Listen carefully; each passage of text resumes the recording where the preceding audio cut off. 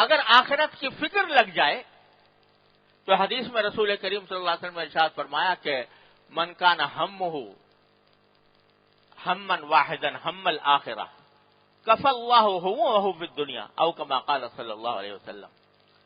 جس شخص نے اپنی ساری فکر کا محور آخرت کو بنا لیا، آخرت میں کیا ہونے والا ہے، تو اللہ تعالیٰ اس کے دنیا کے افکار کے لیے اللہ تعالیٰ کافی ہو جاتے ہیں. دنیا کے افکار سے اس کو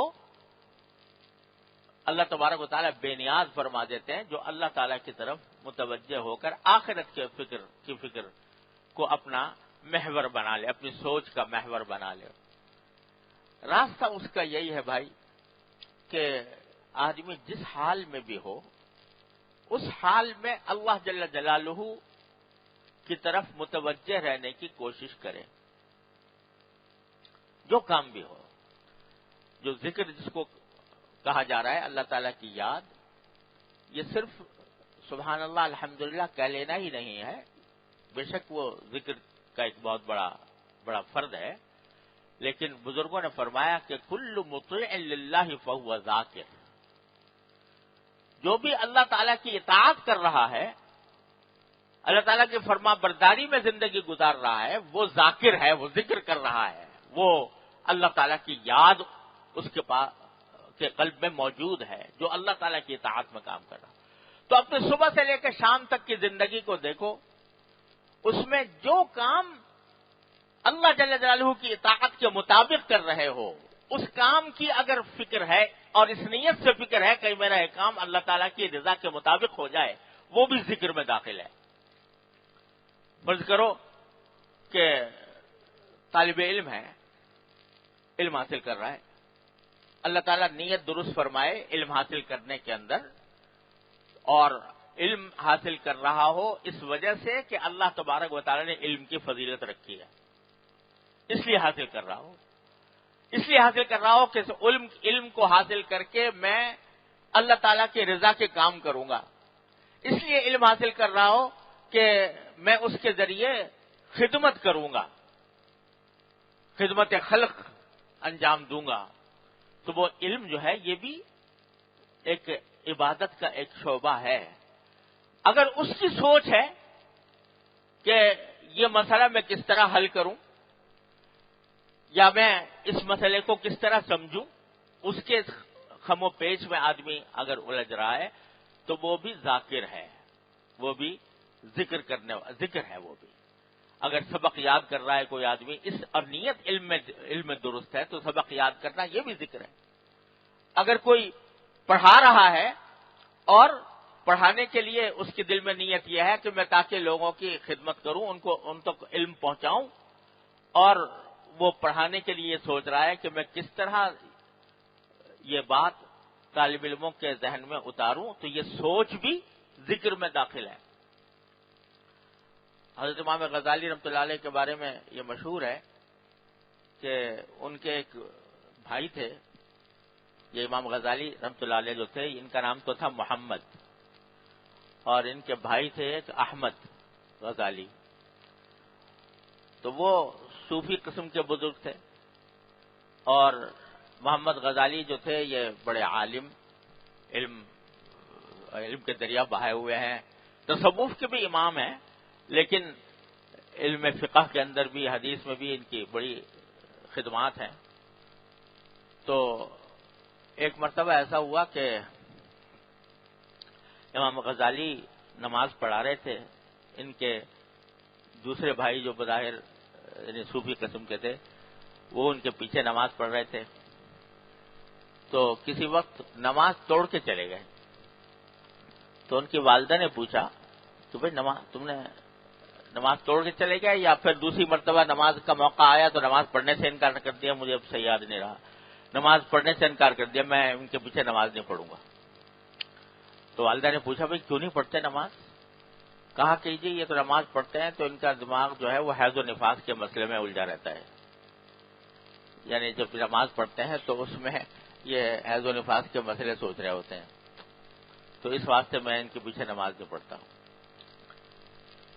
کسی وقت ایسا ہوا ہوگا کہ امام غزالی نماز پڑھ رہے ہیں، نماز پڑھتے ہوئے کسی فقہی مسئلے کا خیال آ گیا اور اس کے بارے میں سوچنے لگے تو ان پر منکشف ہو گیا، ان کے بھائی کے اوپر کہ یہ سوچ رہے ہیں نماز میں.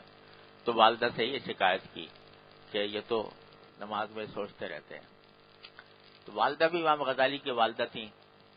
انہوں نے جواب دیا کہ اللہ کے بندے، وہ تو ایک فقہی مسئلہ سوچ رہا تھا نماز کے اندر جو شرعاً جائز ہے.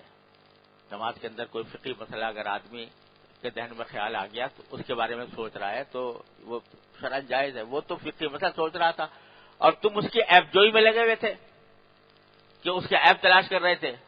کسی مسلمان کی عیب جوئی جو ہے نماز کے اندر، یہ زیادہ بری بات ہے یا کسی فقہی مسئلے کو سوچنا زیادہ بری بات ہے؟ تو ماں تھی، امام غزالی کی ماں تھی، اللہ تعالیٰ نے ان کو جو فہم دین کی عطا فرمائی تھی. تو بات یہ ہے کہ اگر کوئی آدمی فقہی مسئلہ سوچ رہا ہو تو وہ بھی ذکر ہے، ذکر میں داخل ہے. حضرت فاروق اعظم رضی اللہ تعالیٰ عنہ فرماتے ہیں کہ میں بعض اوقات نماز کے اندر اپنے جہاد کے لشکر کی ترتیب دیتا ہوں، لشکر کو ترتیب دیتا ہوں کہ نماز کے اندر کہ لشکر فلاں جا رہا ہے تو اس کو کس طرح کون آگے ہوگا کون پیچھے ہوگا، یہ ترتیب نماز کے اندر دیتا ہوں. یعنی نماز کے اندر یہ خیال آتا ہے. تو اسی واسطے یہ حضرت بعض علماء کرام نے فرمایا کہ اگر نماز کے دوران کسی طاعت کا خیال آئے، ایسے امر کا کہ جو خود طاعت ہے، عبادت ہے، جیسے کہ علم ہے یا جہاد ہے، تو اس سے نماز میں کوئی خلل واقع نہیں ہوتا، کیونکہ وہ بھی ذکر ہے، وہ بھی اللہ تعالیٰ کا ذکر ہے. لہذا اگر جو تم کام کر رہے ہو اس میں نیت یہ رکھو کہ میں اللہ تبارک و تعالیٰ کو راضی کرنے کے لیے یہ کام کر رہا ہوں، اس کا خیال آئے تو یہ خیال بھی ذکر اللہ میں داخل ہے. کل مطیع للہ فہو ذاکر. آپ سے ملنے آ گئے مہمان، ملنے کے لیے آ گئے تو آپ کا اس سے بات کرنا بس صرف اتنی بات ہے کہ زاویہ نگاہ کو تھوڑا سا بدل لو. اگر موجودہ حالت میں مہمان آتا ہے تو بھائی سوچا ہے بھائی تھوڑی دیر ان کے ساتھ وقت گزرے گا، اچھا وقت گزرے گا. اگر من پسند آدمی ہے تو ذرا مجلس جمے گی، کچھ گپ شپ ہوگی، اس یہ خیال آ جاتا ہے. لیکن اگر اسی کو یہ خیال یہ کر لو کہ جب کوئی مہمان آئے تو مہمان کا اکرام، یہ بھی در حقیقت نبی کریم سرور دو عالم صلی اللہ علیہ وسلم کی تعلیم ہے. اور حدیث میں فرمایا گیا کہ اگر اپنے کسی بھائی سے خندہ پیشانی سے ملو تو یہ بھی صدقہ ہے. تو میں ان سے اس لیے ملوں گا کہ یہ میرا مہمان آیا ہے، اور سنت یہ ہے کہ مہمان کا اکرام کرنا چاہیے، اور میں ان سے خندہ پیشانی سے ملوں گا اس لیے کہ یہ صدقہ ہوتا ہے. اس نیت کے ساتھ یہ کام کرو. ذہن کو اس طرف لگا لو، ذہن کو اس طرف متوجہ کر لو، تو یہ بھی ذکر ہے.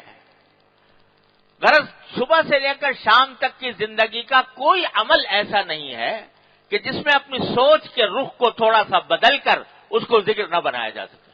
وہ اللہ تعالیٰ کا ذکر میں شامل ہو جائے. کل مطیع للہ فہو ذاکر.